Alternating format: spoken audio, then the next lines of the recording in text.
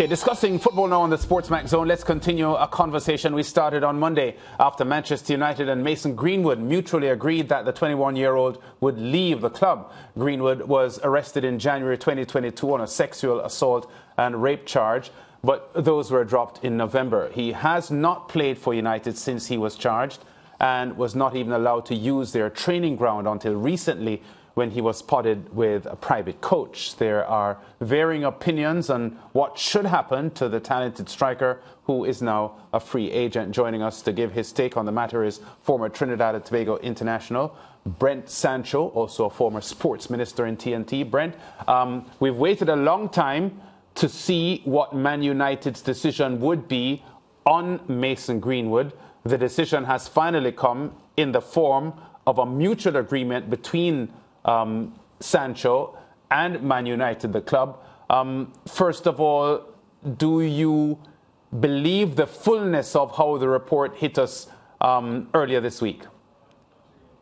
No, not at all. Good afternoon to you, Lance, and to the others on set. No, not at all, Lance. And in fact, I shouldn't be surprised because here again, Manchester United has not only bottled it, but they've made a whole mess of this entire situation. The mere fact that they've gone out and taken this long to come back with this decision, firstly, of course, they did their internal investigation as reported, an internal investigation that we're not sure was done by the right set of person to do such an investigation. And then secondly, to make this decision when all reports coming out from their camp in terms of the press releases and statements being made by Man United about reintegrating Mason Greenwood, it just seemed like at the last minute, the last second, that Man United and the leadership there made a about U-turn simply because they feared the commercial backlash that reinstated Mason Greenwood would have to United as a football club. Yeah, well, talk to us quickly then about the narrative coming from a lot of people looking at this closely, that Greenwood is not being given a second chance. In life, people make mistakes, people do things that they regret doing, but is it fair to have them blacklisted for their entire life? And at the moment, Greenwood is in a position where he appears as if he's struggling to find somewhere to turn. I think to add to that statement, Lance, the fact that here's a man that was cleared on charges. The charges he was not charged on the account. Manchester United, as much as I criticize the method they may have used to investigate, they themselves came out and said there was nothing there. There was no evidence there to suggest or to support. And to add to what you're saying about a second chance, he should have been given a chance, because at the end of the day, everything that has been come out, and I want to stress on the fact that we live in a world that we like to take non-factual things and make it a fact. I'm dealing specifically with what we know and the facts that we've been told, and I'm trying to stay away from that. The facts that have been told have been set out, but between the court and, of course, Manchester United, and the entire process would suggest that Mason Greenwood did not commit any crime. And you ask yourself, when you take all of those things into consideration, why is he being released? What has transpired for him to still be released after such a lengthy time off the pitch and such a lengthy time of consideration being given to this specific topic? It is one of those very, very curious, and as I said at the build-up to this, very poorly handled situation where I think Manchester United, at some point, somewhere along the line, this became less and less about the fabric, the moral fabric of Manchester United, and more about the commercial fabric of Manchester United, which to me is a big letdown for Mason Greenwood and a big letdown for me watching Manchester United, which is supposed to be one of the biggest clubs in world football. Yeah, Brent, you say that, and I was thinking that same thing, that it's a commercial decision, of course, clothed in morality, because they're putting it forward as if, we have to think about the brand of the club, we have to think about the morals of the other players that are part of the team. But to me, it appears as if it is a transaction, a business decision. Yeah, it is a business decision. And let's now, Mariah, talk about contractual agreements and contractual arrangements. It would have been very easy for Manchester United to fool up and pay Mason Greenwood up. We've seen it many times before where they pay a player up and say, look, thank you very much for your service. You can move on. But they wanted to see and continue along whether or not what impact this would have if they reinstated Mason Greenwood. I think once that situation was becoming more and more apparent, I think that the noises became a lot louder, and the hierarchy at Manchester United decided that they needed to run as far away as possible from this current situation. And I think that's exactly what transpired. And more to your point, Mariah, the reason why they ran away is not that they were fearful of just the verbal backlash that they would get from supporters and other interest groups of that nature, but they were more concerned about the commercial backlash it would have and whether or not it will impact them both in the ticketing aspects in terms of fans and, of course, the viewership aspect as it relates to people watching the product and of course, seeing Manchester United. And, of course, Mariah, sponsorship as well. We've seen in the past, it's happened in golf, it's happened in other sports where, of course, a moment of indiscretion was met by sponsors pulling out and moving away. So I think they looked at that scenario more closely than, of course, the giving a young man, a young footballer who's been with them since he was about 7 years old, another opportunity to prove himself. Because as Lance rightfully said, we live in a world where we make mistakes, and I think everybody deserves a second chance. Yeah, what are the career options now for Mason Greenwood? I've heard murmurings about him coming to Jamaica Reggae Boys. I wouldn't put it past him, and I think he needs to explore every single option that he has. I do think he will find a club somewhere. I know I've heard over reports over the last couple of hours that they feel that he may struggle. No, there are clubs within Europe that will take his talent. You have to remember, Mariah, he was at one point at Manchester United, of course, looked at as the best striker at the club. So there will be clubs in and around Europe that will take his services and will weather the storm.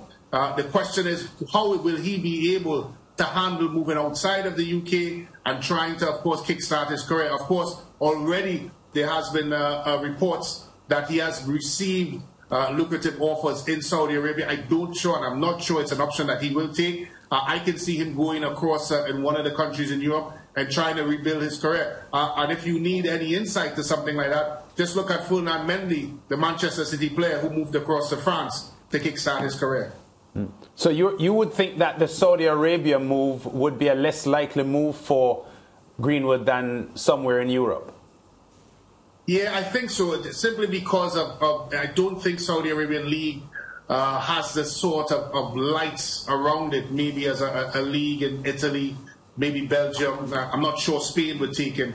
But I think certainly if I was to point in a direction, France as well, because they've shown that they've done that in the past, I think he would feel that it's much more of a league that gives that sort of competitive edge to a younger player that's, of course, still holding his skills and his talent. It's still viewed, the Saudi Arabian League, as a league of a retiree sort of league, although, of course, they've been signing a lot of players into that league system. But I don't think it's still an appealing situation for someone like Mason Greenwood. Look, I say that, but if it's the only situation that he has, I'm very sure he would take it. But I do feel, Lance, Mariah, that something else will come up in the pipeline in mainland Europe for him, where he would, of course, continue on. The question is, I think more importantly, is whether or not Manchester United will accept either a transfer fee for him or some sort of remuneration payments for him. That is what I'd be interested to see if it does happen. Yeah, I saw some reports coming out today that suggested that Man United are under pressure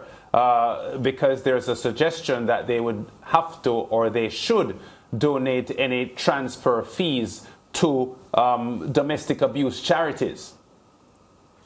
Yeah, I saw that, and I mean, my opinion, of course, it's the club's prerogative, but if I was the head of the club, I think they've done their duty. They've done their job, although, as I said before, I think they made a big mess of it. I think when you start going down the road of donating for that sort of situation, I don't agree with that necessarily. At the end of the day, the young man has gone through all that he needed to go through, and I think the situation, although poorly handled, does not need anything further or extra added. Certainly not paying, of course, training contributions and whatnot for him. I don't see that as something viable.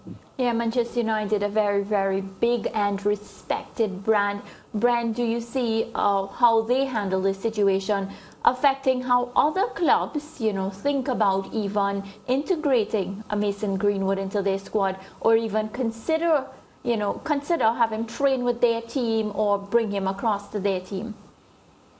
Yeah, it's a funny one, Mariah. In England, I don't see it happening.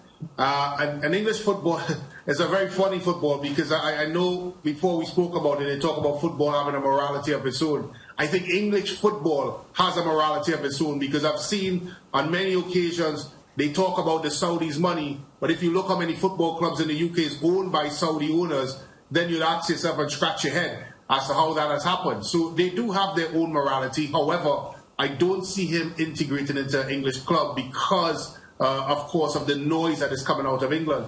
There are other parts of Europe that may be a little bit more willing in taking on a project such as Mason Greenwood. I think the sad thing about all of this is that, of course, the people that are involved will be further impacted by this situation. Again, dealing squarely with the facts, it seems to me that they wanted to carry on with their lives. A mistake was made and they wanted to carry on their lives. Now it seems that everywhere in the UK, they will have to pay for this particular indiscretion for the rest of their lives. Something I don't think is right, but it's the type of world we live in right now. Yeah, let me take it a step further, Brent. Do you suspect that Mason Greenwood will ever play international football for England again? I don't think so. I think his options squarely lies in Jamaica. I mean, I know Mariah said it almost tongue-in-cheek, but I do agree with her. I think that's the route he's have to take, simply because England is going to hold that against Mason Greenwood for a very, very long time. And I think that particular situation, I've seen it many times in the UK. I know a coach at Chelsea, that coach here in Trinidad and Tobago, had his moment of indiscretion, and he was never able to coach again in the UK, despite coming from a top organization like Chelsea. So they hold very, very high values, well, what they consider to be high values in their perception of morality as it relates to these types of situations. And him being selected or even being called into English setup, I can't see that happening. I don't think the English FA would take the type of course, stones thrown at them coming their way for a situation like that. I just can't see them doing something like that. Yeah, Brent, always good to have your take on these football issues. We'll talk to you again soon as we follow this Mason Greenwood story. Thanks, guys. Have a great one. Yeah, back with more on the Sports Match Zone after this.